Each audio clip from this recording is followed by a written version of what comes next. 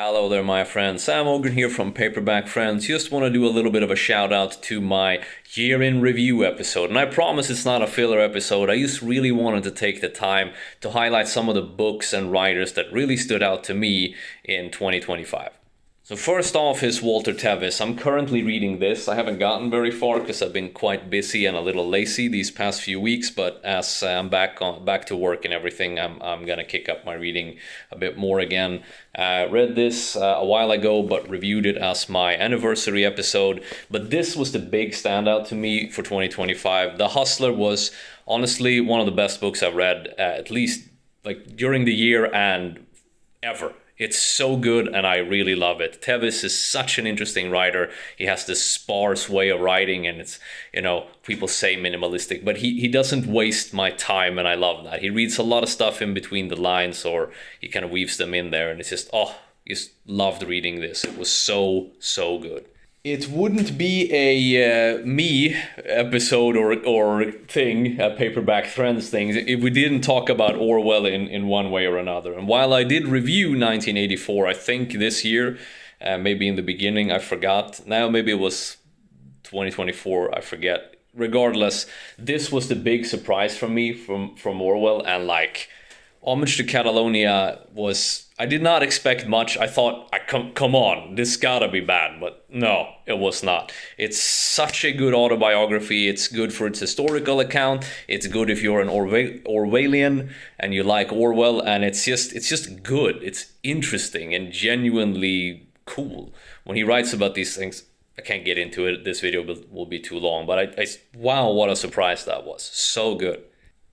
Although it may not be for you. Check out my review for that one in particular to see if it's for you. But like for me, it was like, wow, this is a big surprise.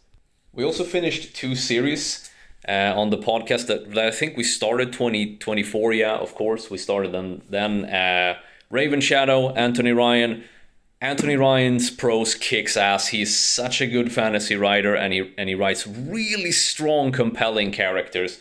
But his plot points are shit, and his cliched writing in terms of just villains, magic, and stuff in that nature is just really tough for me to swallow. It's a lot of mind control and overpowered magic that just kind of like, the villain could win at any point right now. Why aren't you winning? And it's like, there are no real answers to this that I find feasible. So it comes with a lot of like good and bad. So first two parts were good. Third part I could do without, but finish the fight is what I say. Becky Chambers' Wayfarer series, kind of similar here. First two parts were great. The last two parts, 3 and 4, I didn't like as much. What I appreciate with Chambers, I do like part 2 the most because of certain characters in there and the way she does that. Really amazing shit. But mainly what I appreciate about Chambers is her story of how she became a writer.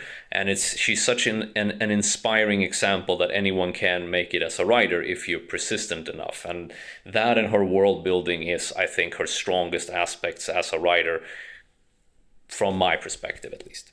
Finally, one of the, just out of nowhere, because with Homage of Catalonia and The Hustler, I had some pretense of what I was getting into, but this was just a complete chance.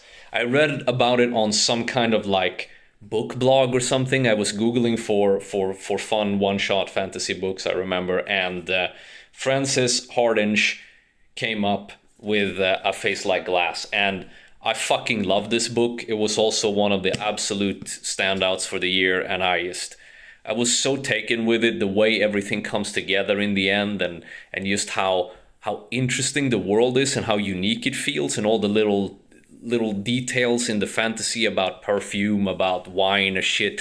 It has this really, really sort of fantastical vibe to it that I think oftentimes in fantasy is missing, or it kind of becomes sort of blasé in a sense because you've seen so much. This has a really unique vibe, and the way it all comes together was such a surprise. A little hard to read if you're not a native English speaker, or I guess it could be translated, right? But I read it in English, and it was a little tough even for me, even though I think my English is pretty good. But still, you'll be fine if you give it some time, but it can be a little dense if you're not used to English writing. So, longer video than I intended, sorry about that, but that was my year in review. So, thanks for watching, and check out the episode if you want a more detailed description of this. These were definitely some of my biggest highlights of 2025, but there were many, so it was kind of hard to pick. Looking forward a lot to 2026. Let's go.